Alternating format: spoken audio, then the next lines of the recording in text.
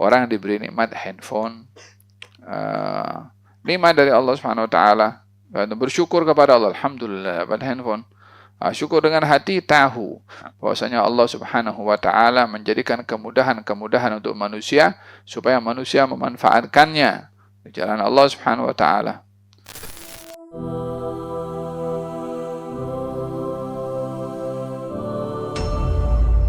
Syukur dengan lisan dan syukur dengan hati.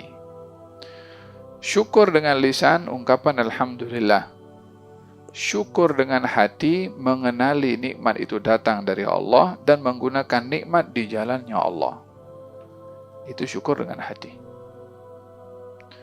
Syukur dengan lisan, alhamdulillah. Syukur dengan hati, meyakini nikmat itu datang dari Allah dan menggunakan nikmat di jalan Allah. Di jalan Allah maksudnya di sini adalah menggunakan nikmat tepat pada tempat yang Allah ridha kalau kita gunakan nikmat tersebut. Seseorang diberi nikmat mata dan penglihatan, alhamdulillah, maka ini syukur nikmat lisan. Syukur nikmat hati macam mana? Mengetahui bahwasanya yang memberi mata Allah, yang memberi penglihatan Allah, maka kita menggunakan mata ini untuk hal-hal yang Allah ridha. Baca Quran, memandang alam ini sebagai tanda-tanda kebesarannya Allah, melihat kepada manusia dengan pandangan kasih sayang, melihat kepada orang kena musibah dengan pandangan semoga Allah beri sembuh kepada dia, wahakata. Itu nikmat syukur pada nikmat mata digunakan tepat pada tempatnya yang Allah suka dan Allah ridha. Orang diberi nikmat handphone, nikmat dari Allah Subhanahu wa taala, bersyukur kepada Allah, alhamdulillah dapat handphone.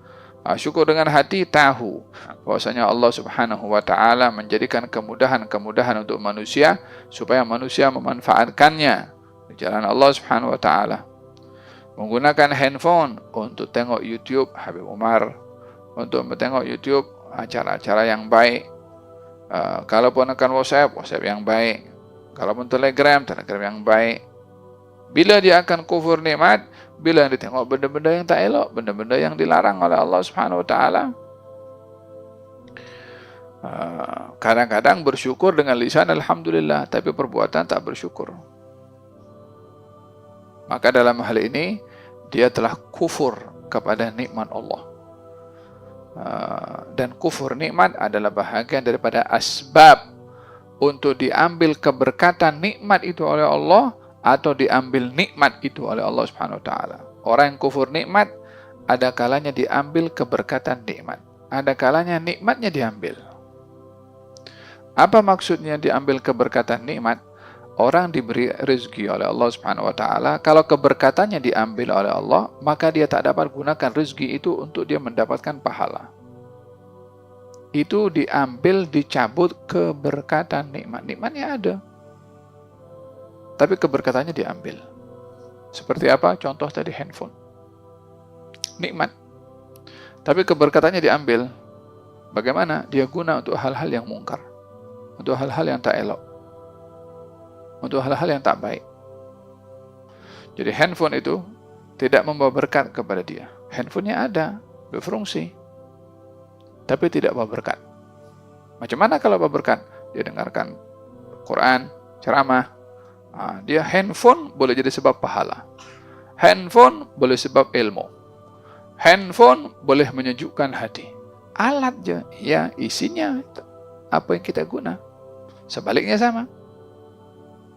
Dia diambil keberkatannya bila digunakan handphone untuk dengarkan lagu dangdut. Walau hal-hal yang tak elok. Dia boleh jadi sebab dosa kepada dia. Handphonenya sama, penggunanya yang berbeza. Faham tu? Jadi dengan demikian syukur itu terbagi kepada dua. Syukur dengan lisan, alhamdulillah. Syukur dengan hati, meyakini nikmat itu datang daripada Allah dan menggunakan nikmat di jalannya Allah Subhanahu wa taala.